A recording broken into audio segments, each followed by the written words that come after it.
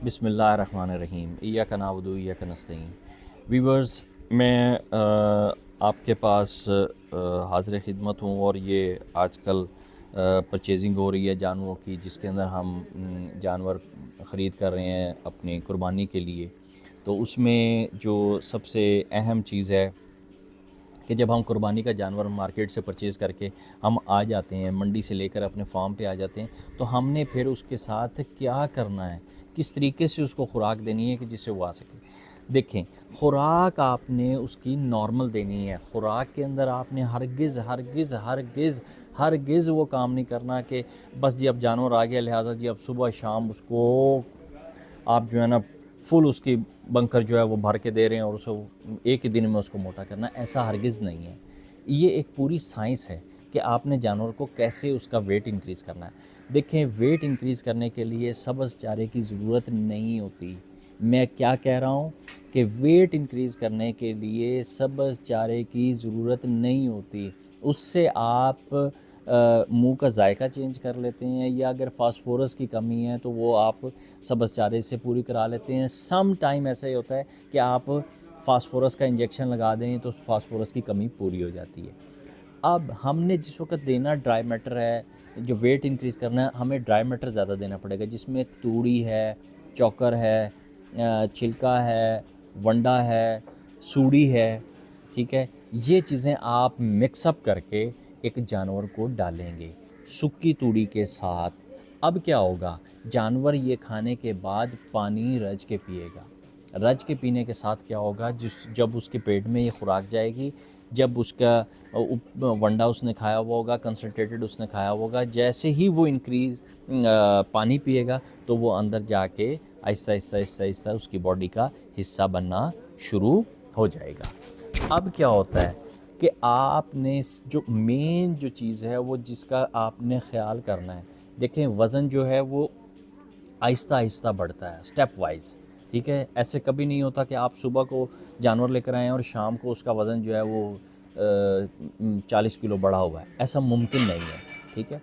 अब आपने मेन चीज़ है वो करनी क्या है, आपने जो खुराक डालनी है वो आपकी ख़ुद जाके परचेज़ की हुई हो।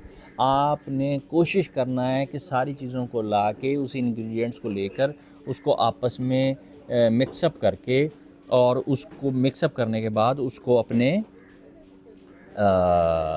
जानवर को खिलाना है, ताकि आपको पता हो कि ये क्या चीज़ खिला रहे हैं, ये क्या चीज़ इसको डाली है और ये क्या चीज़ खा रहे हैं, उसका आउटकम आपके पास निकलेगा। अदरवाइज़ अगर आपने बाहर से जाके परचेज़ कर ली चीज़, उसके अंदर यूरिया वगैरह डली हुई होगी, भाई उसका कोई फ़ायदा नहीं है।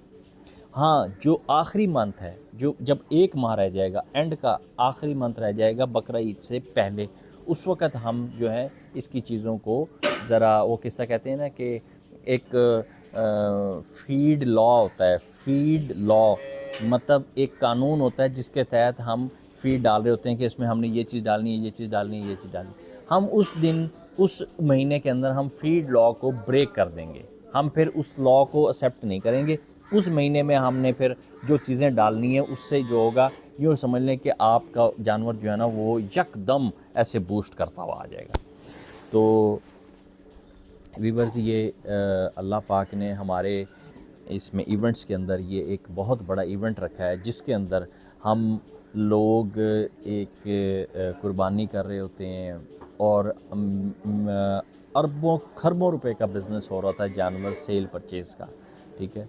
तो मैं आपसे बार बार रिक्वेस्ट करूँगा, ये किस्सा कहते हैं कि कतरा कतरा करके दरिया बनता है।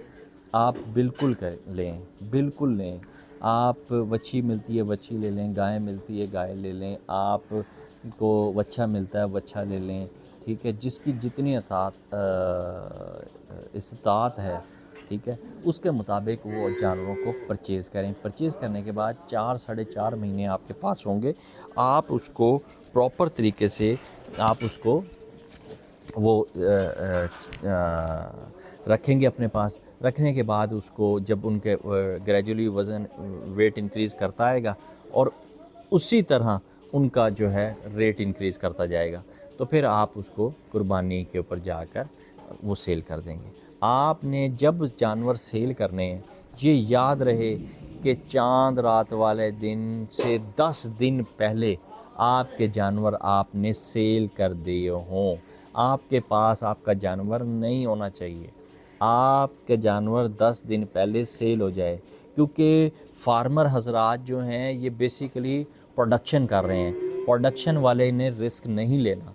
ये जो अगले 10 दिन का रिस्क है वो हमेशा मंडी वाले लेते हैं, जो व्यापारी हजरात हैं। वो अगर रिस्क लेंगे उनके लिए फ़ायदेमंद है, क्योंकि उन्हें पता होता है किसी में से वो कमा रहे होते हैं, किसी में वो लॉस कर रहे होते हैं, वो अपने लिहाज से बैलेंस रह जाते हैं। अगर हमारा फार्मर हजरात उस ईद के दिन का इंतज़ार करता है तो वो कभी कभी तो प्रॉफिट में चले जाता है, लेकिन मोस्टली वो ह्यूज लॉस की तरफ चला जाता है। हमने उस तरफ नहीं जाना।